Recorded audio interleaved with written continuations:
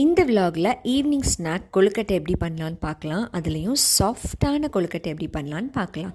ஒரு கப் அரிசி மாவு எடுத்திருக்கேன். அதில் கொஞ்சமாக உப்பு போட்டு கைட்டு கிளறி விட்டுக்கிறேன். இப்போது தண்ணி ஊற்றி பசையிறதுக்கு பதிலாக கொஞ்சமாக வெந்நி வச்சு அது ஊற்றி பசைய போகிறோம். வெந்நி ஊற்றி பசையும் போது ரொம்பவே கேர்ஃபுல்லாக இருக்கணும்.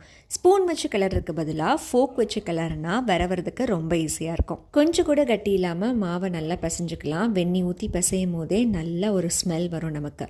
இப்போ இதோட கொஞ்சமாக நல்லெண்ணெய் சேர்த்து கலந்து விட்டுக்கலாம். இப்போது சாஃப்டான மாவு ஃபஸ்ட்டு ரெடி ஆயிடுச்சு. உருட்டு போகிறதுக்கு முன்னாடி கண்டிப்பாக பெனஞ்ச மாவை ஒரு பிளேட் போட்டு மூடணும். இப்போது நம்ம உருட்டிடலாமா? இட்லியை வைக்கிற தட்டிலையே கொஞ்சமாக எண்ணெய் ஊற்றி தடவிக்கலாம். ரொம்பலாம் எண்ணெய் வேண்டாம், ஒரு சொட்டு ஊற்றினா போதும். இப்போ உருட்டுறதுக்கு முன்னாடி கையிலையும் ஒரு சொட்டு எடுத்துக்கலாம். நான் ஃபிங்கர் மாதிரியும் ரவுண்ட் மாதிரியும் உருட்டியிருந்தேன். உங்களுக்கு என்னென்ன ஷேப்பில் வேணுமோ அப்படி உருட்டிக்கலாம். உருட்டும் போதே நமக்கு தெரியும் நல்லா சாஃப்டாக இருக்கும். இப்போ உருட்டியாச்சு, வேக வச்சிடலாமா? இட்லி பாத்திரத்திலே தான் வேக வைக்கிறேன். ஒரு 10 மினிட்ஸ் வேகட்டும்.